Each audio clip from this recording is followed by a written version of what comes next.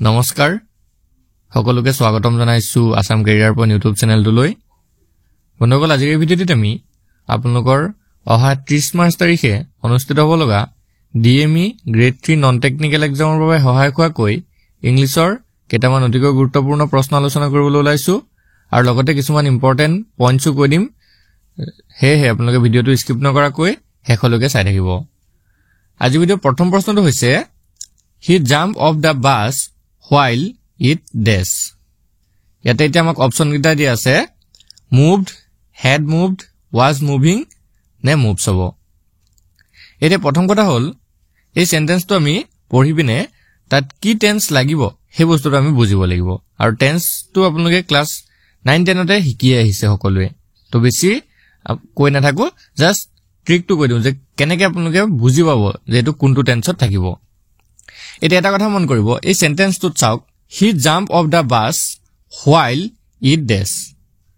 এতিয়া ইয়াতে দুটা ভাগ হৈ গৈছে হয় নহয় হি জাম্প অফ দা বাছ এডোখৰ এটা ভাগ আৰু while it dash এডোখৰ এটা ভাগ হ'ব তো যেতিয়াই সেন্টেন্সটো দুটা ভাগ থাকিব ঠিক আছে যেতিয়াই সেন্টেন্সটো দুটা ভাগ থাকিব আৰু সেন্টেন্সটোত while থাকিব while বা when মনত ৰাখিব while বা when যেতিয়া থাকিব আৰু সেন্টেন্স মানে বাক্যটোত যদি দুটা ভাগ থাকে তেতিয়া তাৰে এটা ভাগ past indefinite হয় মনত ৰাখিব এটা ভাগ past indefinite হয় আৰু এটা ভাগ past continuous হয় এইটো কথা মনত ৰাখিলে হৈ গলগে এটা ভাগ past indefinite আৰু এটা ভাগ past continuous এতিয়া ইয়াত দেখিছো he jumped of the bus jump to কি হৈ গলগে past indefinite হৈ গলগে past indefinite হৈ গলগে এতিয়া আমাক কি লাগে বাকি যেটো নেক্সট পাৰ্টটো হ'ব ভাগটো হ'ব হেতু past continuous হ'ব past continuous হলে কি হ'ব while it was moving ঠিক আছে it was moving হ'ব এটোৱে past continuous হ'ব ন অপচন সি টো হৈ যাবগে শুদ্ধ উত্তৰ অপচন সি টো হ'ব আমাৰ শুদ্ধ উত্তৰ was moving আকৌ এবাৰ কৈ দিছো চাওক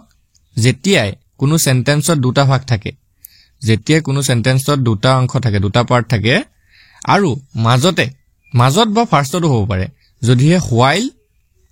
বা when থাকে while বা when থাকে ঠিক আছে তেতিয়া এটা ভাগ কি হয় past indefinite হয় আৰু এটা পাৰ্ট past continuous হয় হেতু কথা মনত ৰাখিলে হৈ গলগে তো ইয়াতে আমি দেখিছো he jumped of the bus এটো হৈ গলগে past indefinite tenseৰ আৰু বাকি while it একন হৈ যাবগে past continuous tenseৰ তো সেই কাৰণে was moving হল আশা কৰিছো বুজি পাইছে তো বলক নেক্সট কোৱেশ্চনটো লাগবাৰহু কি কৈছে my friends dash the prime minister yesterday ইয়াত সিম্পল কথা যেতিয়া কোনো সেন্টেন্সত yesterday দেখিব তেতিয়া হেতু past indefinite tenseত বহিব সো অপচন সি টো হৈ যাব শুদ্ধ উত্তৰ my friends saw the prime minister yesterday ঠিক আছে yesterday থাকিলে একদম আপোনালোক চকুমুদি past indefinite tenseত বহাই দিব past indefinite tenseত একো কৰিব নালাগে যেটো মেইন ভাৰ্ব থাকে ন যেটো মেইন ভাৰ্ব আছিল সিৰ past form টো বহাই দিলে হৈ গল সি saw আৰু seen আছে এটো past participle তো saw বহাই দিলে হৈ গল নেক্সট কোৱেশ্চন টো চাওক select the verb from the following sentence এটা সেন্টেন্স দিছে ইয়াতে ভার্ব কোনটো হ'ব আমাক সিলেক্ট কৰিব দিছে we went to the market এই সেন্টেন্সটোত ভার্ব কোনটো আমাক বাছিব দিছে এটা এটো সিম্পল সেন্টেন্স হৈ গলগে ইয়াতে আপোনালোকে পাৰিব আছে কিন্তু কিছুমান বহুত ডিফিকাল্ট সেন্টেন্স দিয়া থাকে তাত ভাৰ্ব কোনটো আমি বাছিবলে মুশকিল হৈ যাব তো ইয়াতে সকলোৱে চাগে গম পাইছে went টো হ'বগে ভাৰ্ব তো অপচন বি টো হৈ যাব শুদ্ধ উত্তৰ we টো হৈছে সাবজেক্ট went টো ভাৰ্ব আৰু market টো হৈছে অবজেক্ট ঠিক আছে এইবিলাক বস্তু জানিলে হৈ গল নেক্সট কোৱেশ্চন লাগবাৰহু select the adverb from the following sentence এতিয়া আমাক এডভাৰ্ব সিলেক্ট কৰিব দিছে কোনটো এডভার্ব হ'ব সেন্টেন্সটো দিছে চাওক দা বয় ওয়াজ ওয়াকিং স্লোলি এই সেন্টেন্সটোত এডভার্ব কোনটো আমাক সিলেক্ট কৰিব দিছে তো বন্ধুসকল ইয়াতে এডভাৰ্বটো হ'ব স্লোলি আমাৰ অপচন ডি টো হৈ যাবগে শুদ্ধ উত্তৰ তোমাৰ ৰাখিব স্লোলি টো হৈছে এডভাৰ্ব বাকি দা বয় টো সাবজেক্ট ওয়াজ টো হৈছেগে অক্সিলাৰি ভাৰ্ব আৰু ওয়াকিং টো হৈছে মেইন ভাৰ্বৰ লগত আইএনজি যোগ হৈছে নেক্সট কোৱেশ্চন টো চাওক select the adverb from the following sentence ইয়াতো আমাক এডভাৰ্ব বাছিব দিছে ইয়াৰ সেন্টেন্স টো কি দিছে চাওক ৰাম অলৱেজ গোজ দেয়াৰ ইয়াতে কোনটো এডভাৰ্ব হ'ব তো কৈ দিছো বন্ধুসকল ইয়াতে অলৱেজ টো এডভাৰ্ব হ'ব অপচন বি টো হৈ যাব আমাৰ শুদ্ধ উত্তৰ নেক্সট কোৱেশ্চন টো চাওক what is the antonym of নলেজৰ এন্টোনিম টো কি হয় বা বিপৰীত অৰ্থ বুজোৱা শব্দ কি হয় এন্টোনিম মানে আছে বিপৰীত অৰ্থ বুজোৱা নলেজ মানে কি জ্ঞান তো জ্ঞানৰ বিপৰীত অৰ্থ বুজোৱা শব্দটো হৈ যাবগে অপশন এ ইগনোৰেন্স ঠিক আছে ইগনোৰেন্স তো হ'ব নলেজৰ এন্টোনিম বা বিপৰীত অৰ্থ ঠিক আছে তো বন্ধুসকল নেক্সট কোৱেশ্চন গিটা আলোচনা কৰাৰ আগতে আপোনালোকক এটা ইম্পৰ্টেন্ট কথা জনাই দিও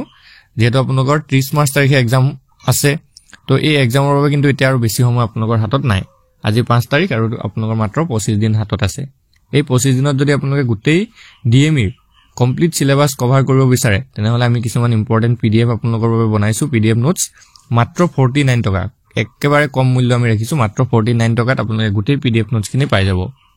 যদি আপোনালোকৰ প্ৰয়োজন হয় স্ক্ৰিনত এটা নাম্বাৰ থাকিব সেই নাম্বাৰটোত আমাক হোৱাটছএপত মেছেজ কৰি জনাই দিব যে ডিএমই ডিএছএছ পিডিএফ সমূহ আমাক লাগে আমি লগে লগে 16-17 টা মান পিডিএফ আপোনালোকক পঠাই দিম আৰু মাত্ৰ 49 টকা পে কৰিলে আপোনালোকে গোটেই পিডিএফ পাই যাবগে আৰু গোটেইখিনি যদি সেইখিনি পিডিএফ পঢ়ি যায় তেতিয়া আমি আপোনালোকক কৈছো তাৰ পৰাই 50 to 60% কোৱেশ্চনে আহি যায় কাৰণ 12 জানুৱাৰীত যেটো আপোনালোকৰ গ্ৰেড 3 টেকনিক্যাল এক্সাম হৈছিল তাতো বহুতো কোৱেশ্চন কিন্তু সেই পিডিএফ খিনিৰ পৰা কমন পৰিছে তো যদি প্ৰয়োজন হয় স্ক্ৰিনত থকা নাম্বাৰটোত আমাক হোৱাটছএপত মেছেজ কৰিব তো বলক নেক্সট কোৱেশ্চনটো লাগবাৰহু কি কৈছে নেক্সট কোৱেশ্চন হু এইগিটা চাওক ইয়াতে নেক্সট কোৱেশ্চনটো তো আসামে ইয়াৰ লগতে আমি বেলেগ কিছুমান এন্টোনিম চাই লওঁ নলেজৰটো গম পালো ইগনোৰেন্স হয়নে লাৰ্জৰ যেটো এন্টোনিম হেতু হৈছে লিটল হাৰ্মলেছৰ এন্টোনিমটো হৈছে হাৰ্মফুল ৰাফৰ এন্টোনিমটো হৈছে জেন্টল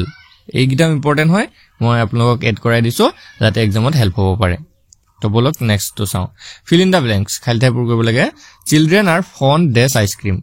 এটা এটা কথা মন কৰিব যেতিয়া আপোনালোক এনা ধৰণৰ প্ৰিপজিশন বহুৱাব দিব কিছুমান কথা আপোনালোকে মনতে ৰাখি যাব যেতিয়া ফন থাকিব কোনো সেন্টেন্সত ফন্ডৰ পিছত যদি আপোনালোকৰ প্ৰিপজিশন বহুৱাব দিয়ে তেতিয়া সদায় অফ বহুৱাব অপচন বি টো হ'ব শুদ্ধ উত্তৰ fun of children are fond of ice cream ঠিক আছে এনেকে ধৰণে আপোনালোকে কিছুমান বস্তু মনত ৰাখি যাব আমি কৈ যাম তো নেক্সট তো চাওক কি কৈছে cigarette is injurious death health এটা injuriousৰ পিছত সদায় মনত ৰাখিব টু বহে তো অপচন ডি টো হৈ যাব শুদ্ধ উত্তৰ injurious to health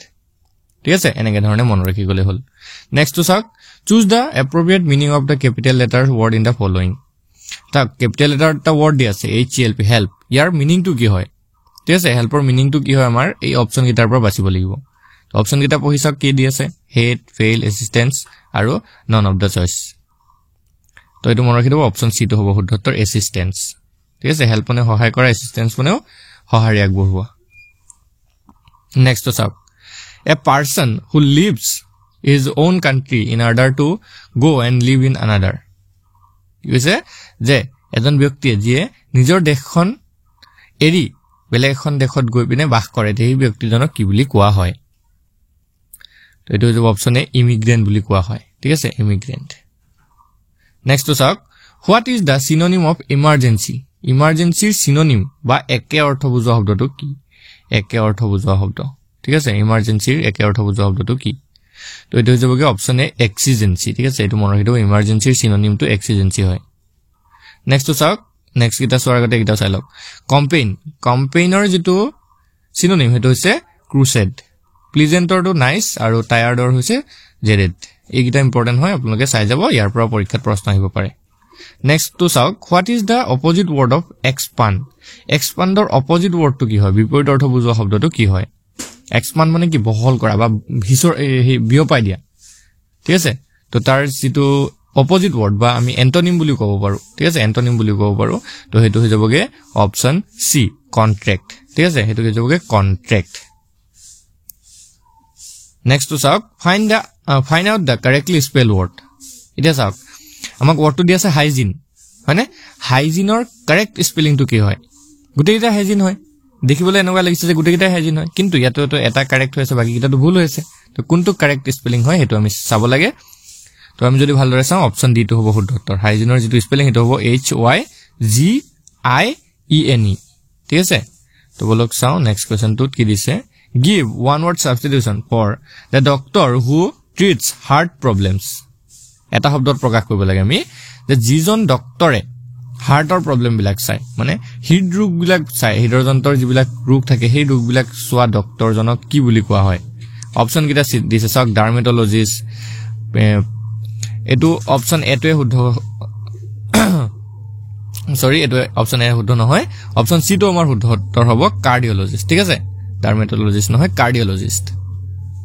তো আমাৰ অপশন সি টো হৈ যাব the doctor who treats heart problems is called কাৰ্ডিঅলজিষ্ট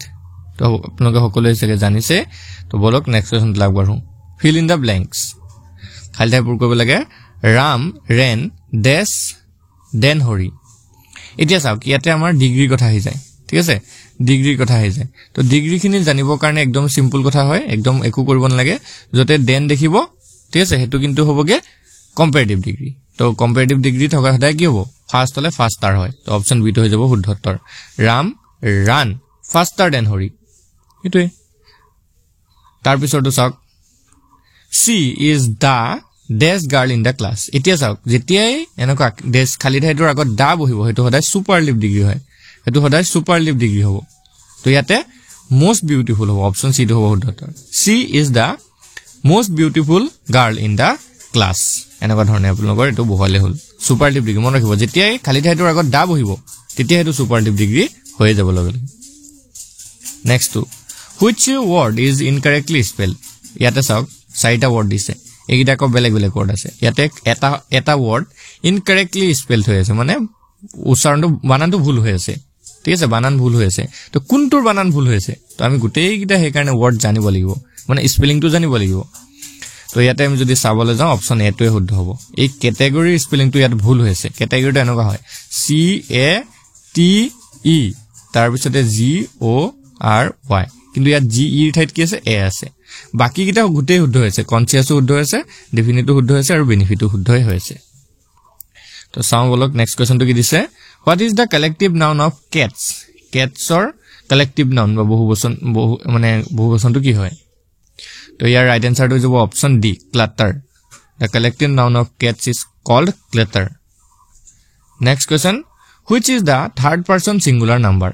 একদম সিম্পল প্ৰশ্ন ৰাখিছো এটো এনেকা ধৰণৰ প্ৰশ্ন আপোনালোকৰ প্ৰায় পৰীক্ষাত নাহিবই এনে ইমান সহজ প্ৰশ্ন নিদিয়ে